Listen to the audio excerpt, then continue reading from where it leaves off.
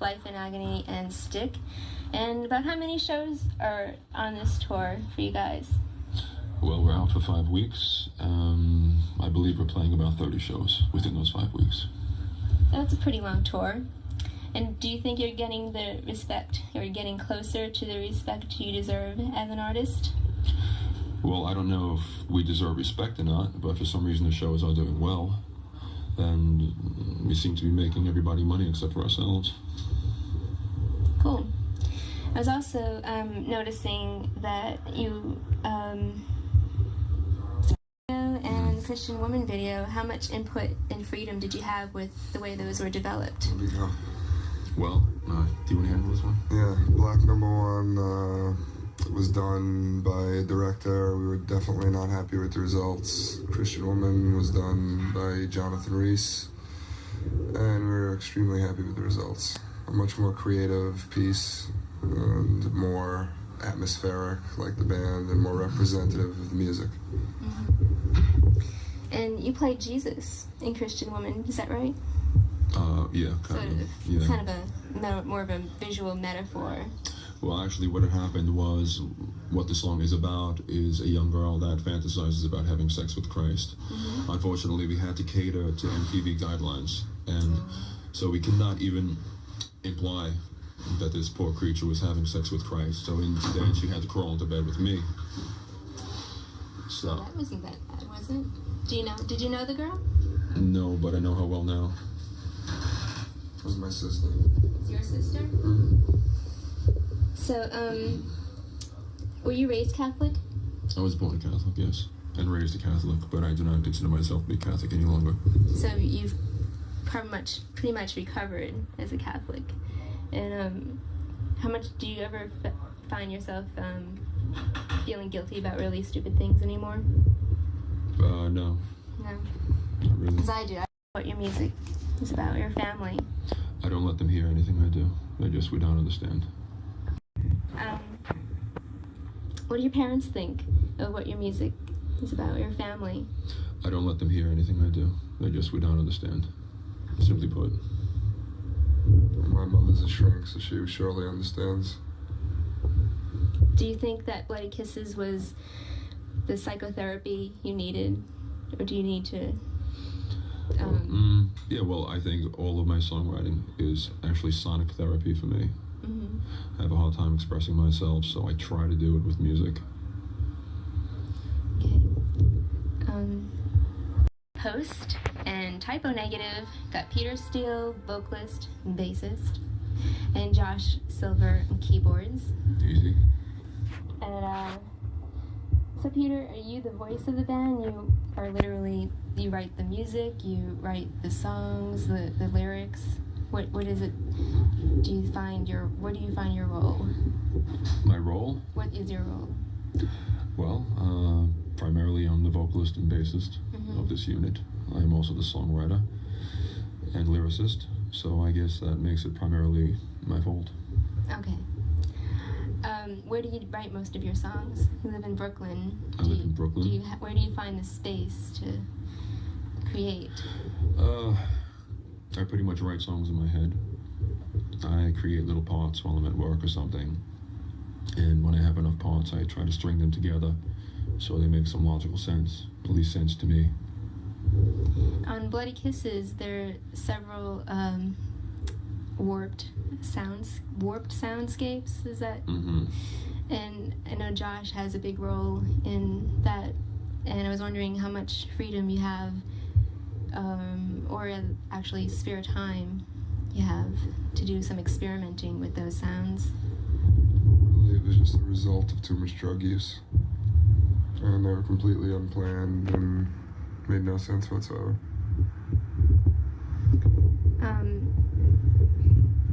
Playing with hardcore bands, the heavy metal sound, but do you think with this record you'll be able to raise the consciousness of those that are really into the gothic sound? Do you think you'll have your metal fans and your hardcore fans cross over? Well, we hope to find some new fans with this new album, but I don't think it's primarily up to us. I would hope that the record company gets off their asses and does the proper thing and advertises to more types of people than just metal and hardcore. I hope they go for goth and alternative industrial, shit like that. What would be your dream bill? The bands that you would love to play with? Well, some of my favorite bands are Leibach, Devo, and Sisters of Mercy. And I wouldn't even like to open for them. I would roadie for them. How about you, Josh? I don't like music.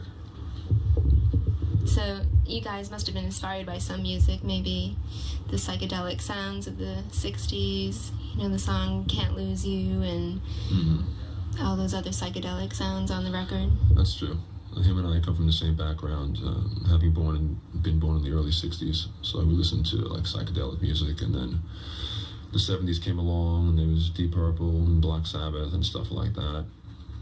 And then we got into hardcore and thrash and heavy metal, and now I guess we're getting too old to play the fast stuff, so we slowed down. The arthritis kicks in, we can't remember the parts. And so that leads us to this last album, which is kind of slow and depressing. An eclectic mess. Do you think you're going to explore more slow and depressing sounds for more stuff that you're writing, maybe even delve into the vampire themes that you touched on in Black Number 1? Well, I try to write songs from my heart, and depending upon how I feel, that's what comes out of me. So if I win Lotto tomorrow, the next album will probably sound like circus songs. Not that they don't already, but they'll just be like on a more happy note. And you want your fans to enjoy circus songs more than gothic songs? I really don't care what my fans think. No, I write songs that please myself because this is the way that I express myself. If the guys in the band like what I've written, then they could take part in it. And we do what we want to do. We don't get much money out of this. So it's not like, if we don't sell albums, we're going to starve to death because we have day jobs. So what is successfully coping with the natural beauty of infidelity? Yes, I do. And do you think you've been able to handle relationships better after writing the music on that record? I don't think writing that song has helped me handle anything better. I think the fact that I wrote it 5 years ago and that I'm not the same person anymore and that I've learned from my mistakes, I think that helps me to handle things better. The songwriting itself just helped me with the anger a little bit, and that's all it did. And it was also prelude to agony, too, that you were so angry and you wanted to kill someone. Of course. When somebody screws you over, someone that you entrusted completely, you feel extreme anger, and you want to do the worst possible thing to them because they've done the worst possible thing to you. Is that when you felt you had to give up hope and possibly do the worst thing to yourself? Yes, exactly. I did give up hope. And what made you decide to go on and write more music? Fear of death. I live just because I avoid dying, just because I'm afraid to die. I exist to avoid non-existence. Do you have a message for those out there that have almost given up hope, maybe because of someone they love? Do you think it's worth it? No, I don't. I don't think anyone is worth dying for. No one. But on the same note, I think that taking one's life is a privilege. One's own life, and I will surely die by my own hand. Death will not come knocking at my door. So you think it's really brave of someone to actually take their own life, but not to take their own life for another person? I think anyone that takes his or her own life for someone else is a fool. Okay. But when you're up against the wall and you make a correct decision to take your own life, when you realize that there's just no reason to go on, when the pain outweighs the happiness, I think it's the ultimate act of heroism. And the actual song, Bloody Kisses, involves a situation where you discover someone that has taken their life, and then you want to take yours. So it then again touches on that theme. But that didn't really ever actually happen to you or anything. No, of course not. That was a modern Romeo and Juliet. For lack of subject matter, I went and stole something from someone else. Wow.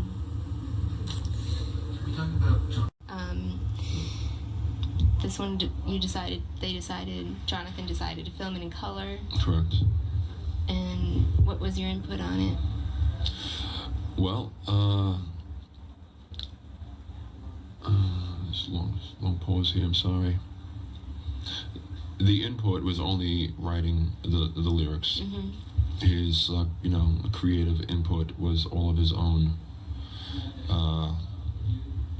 making. He really didn't want any of our input, which was fine because he had proven himself as to be someone excellent that we'd want to work with, so we completely trusted him, mm-hmm. and we feel that he did a great job. Did you explore perhaps filming a video that would be uncensored and not airable on MTV? Well, unfortunately, you don't know that that's going to happen until it happens. And we invested $50,000 in this, not knowing that it was going to be canned by MTV. They just don't like it. I know, it's really too bad. Well, I don't like MTV either. Your plans. What do you got? By the way. Wow. Okay. Guys, I'm not having an easy time composing myself. Are we ready? Yeah, we're rolling. God, thank you. Anyway, so for future plans, Peter, Yes. you got a new record coming out, maybe? Writing some new stuff and doing some more acting? I will speak chronologically. Okay. Right now we are in the midst of a tour. I believe I covered that already. We're going to take a break. The few areas in the country that we missed, we're going to go back and hit them, which is going to be the southeast and the northwest. After that, we're going to take another break. We're going to Europe in mid-July to play a festival in Belgium. There's another festival in Finland at the beginning of August. So we're going to try to fill that time up with more shows in Germany and Holland, England, and France, and stuff like that. I do have some songs written for the next album. However, the band doesn't know them yet. I'm not even sure if they want to know them. But they're going to find out sooner or later. Josh, what parting words of wisdom, theory, would you like to enlighten the crowd about? I'm sorry. You're sorry. That's correct. Peter? No matter what you do, you're going to die anyway. There we have it. Typo Negative, Peter Steele, and Josh Silver here in Berkeley. I'm Sandra for Post. Watching Post, and this is our video. Hi, this is Peter Steele. And Josh Silver of Typo Negative. And you're watching Post. Yeah, the same thing, and then introduce the video. Hi, this is Peter Steele. And Josh Silver of Typo Negative. You're about to watch our new video, Christian Woman. So for the next 3.5 minutes, turn to another channel.